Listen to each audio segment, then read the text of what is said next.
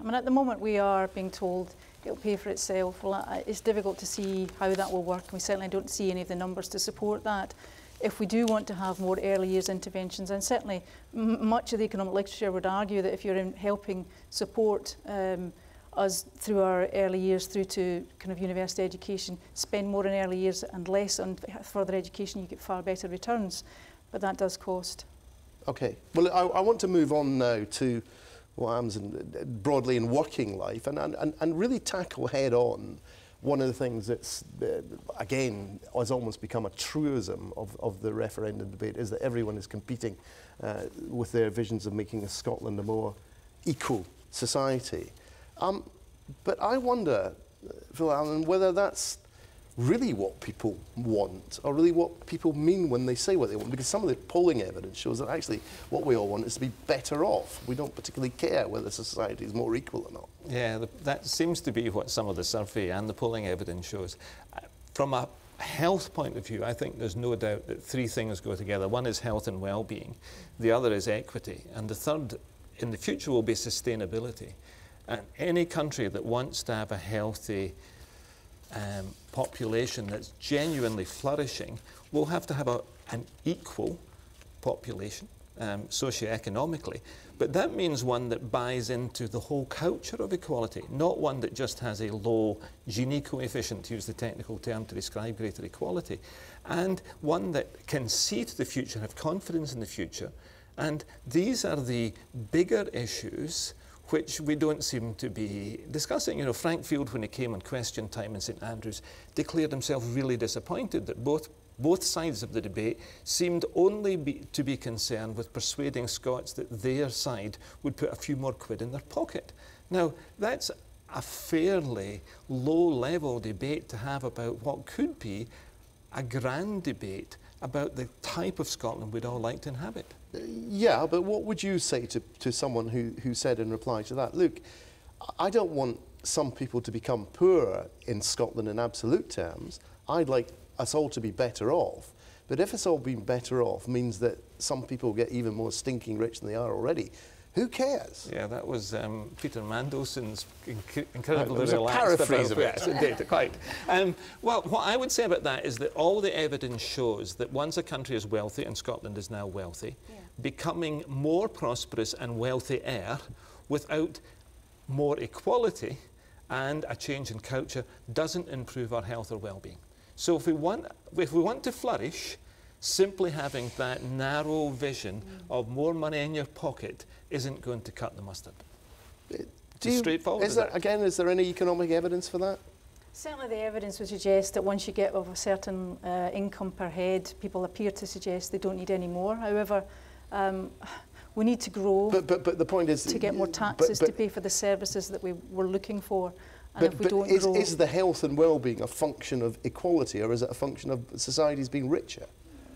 I bow to Phil's better understanding than me. I'm just a simple economist here. I'm not convinced that people are not looking for it. People want to be incentivised to work. People want to be incentivised to do things. We all do. We all compete. The paradox we all is compete for our medical research funding. We compete for new jobs. We compete for new business. That incentive mechanism, unfortunately, brings with it the idea that if you compete and you win, you earn more. So that's the dilemma we have. That's the economy. That's the world we live in at the moment. If we're fundamentally changing that economy, then we have to work out how do we make sure we've got enough money to fund the services we currently have, let alone the services we want to have. The paradox is, if you do that, and individuals are, of course, by their nature inclined to do that, but we're also cooperative. And if you succeed in doing that, you find that the countries like in Europe, United Kingdom and Portugal, that have got greater socio-economic inequalities, have a series of health and social outcomes which are poorer. Other countries which actually have average incomes that are lower, that are more even in their distribution. Now, I don't think it's just to do with the distribution of wealth. I think it has to do with the whole culture that encourages that distribution, and that's what we need to be into. I think there's an appetite for fairness rather than equality in Scotland. I remember Alistair Darling talking about being asked at a conference, you know, what are women going to vote for? What's in this for women? Is there any kind of gender equality outcome?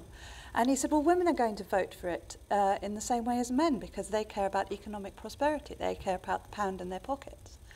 And me and the sort of 20-odd other feminists and women in the audience went, that's not what we mean by economic prosperity. We mean a kind of fairer society for us and our communities and our families. But what's the distinction you're making between more fairness and more equality? I think it's more. It's about more access to opportunities. It's about better education that's not so divisive.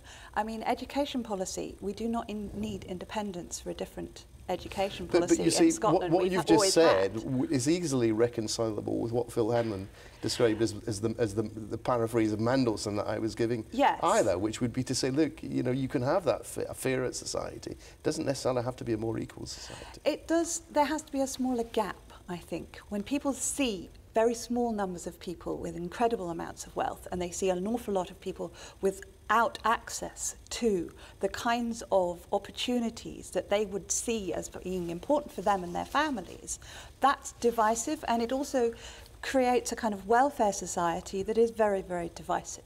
Whereas Scotland probably would have a vision for itself, I think certainly when I've been talking to policymakers, and in terms of a more egalitarian and fairer society. So more women, for example, involved in politics and public life, and a kind of fairer distribution of resources that wouldn't necessarily mean equal.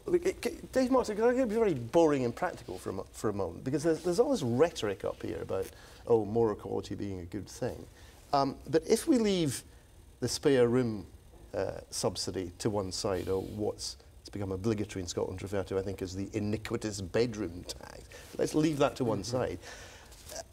Do you find any actual policies being proposed by anyone in this referendum debate even relevant to the issue of whether Scotland would become a more equal society? I do, to the extent that certainly what we see in the white paper from the Scottish Government is a recognition that the workplace matters and that the quality of work matters in a way that certainly isn't emanating from the coalition government, and to be fair, probably hasn't emanated from any government in the UK for 20 or 30 years. Now, translating that desire, if you like, to improve the quality of work, to improve workplace inequality, to involve unions and other workers more in the upskilling and the development of the industry, is a really, really important goal, and that's there. Now, attaching the policies to that, particularly in a continuingly integrated UK or our UK and Scottish economy, may be difficult, but I think it's absolutely fair to recognise that there is a desire there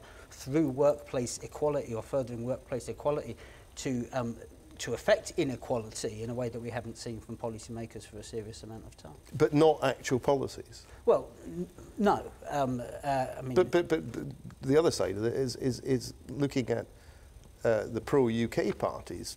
Do you see any policies there which would have the least effect one way or the other? Well, it's been encouraging, I think, at a UK level to see, for instance, the Labour Party beginning to talk in terms of words like predistribution, more action on living wages, and I think some fairly reasonable action from a number of parties at the UK level in terms of skills. But they haven't matched up thus far, in my estimation, to at least the headline aims of the Scottish Government as stated in the White Paper, which we find much to admire.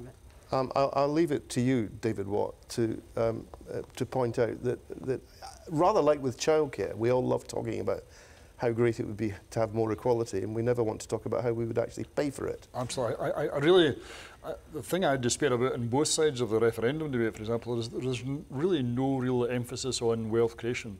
And truthfully, business people in the large, sweeping generalisation, almost don't care how the politicians spend the money within reason. They obviously don't want to pay massive amounts of tax and things. They don't want to be anti-competitive in a global marketplace.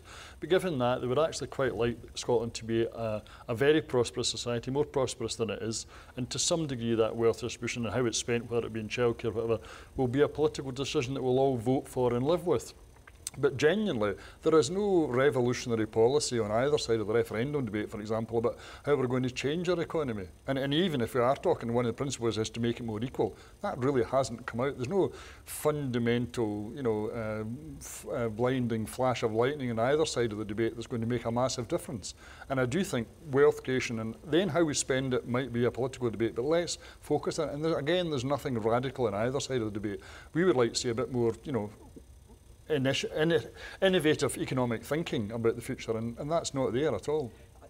I think it would be dangerous if we continue a debate about the economy for the next decade or 2 decades, which sees wealth earners earning wealth and certain levels of public spending being kind of necessities that have to. We spoke earlier about the integration between public spending, public services and the economy, and we definitely need a broader vision over the next 10 or 20 years about how not just the economy, but economies, different economies operate in Scotland, and how the public sector and the private sector are far more integrated in their function than is often presented, particularly by big business. But if we want more equality, Susan Deakin, I mean, it is striking, isn't it? That obviously, one of the arguments for independence is Scotland would have complete control over the tax system. This new Scotland Act, which has not come into force yet, gives the Scottish Parliament control over large elements of income tax. I don't know of any proposal by any party, never mind any side in the referendum debate, to do anything at all to promote equality by changing the basic rate of income tax. In fact, they seem to be falling over each other to say that they desperately want all these new powers so that they can do absolutely nothing whatsoever with them. Well, I also think that we, need to have a wee reality check with ourselves every so often as we gaze in our navels, as we're apt to do, and I'm as keen as the next person to debate what's going on in this shiny wee country of ours, but we're part of a big global world, and we're part of a global economic system that, while many of us might dislike some of its characteristics and effects, it's there. So, aside from anything else, we need to also have a much broader discussion here about all the global influences that affect what go on in our country. To take an example that might make me very unpopular with a lot of the population, but one of the excesses that annoys me most is the wages that go on in football.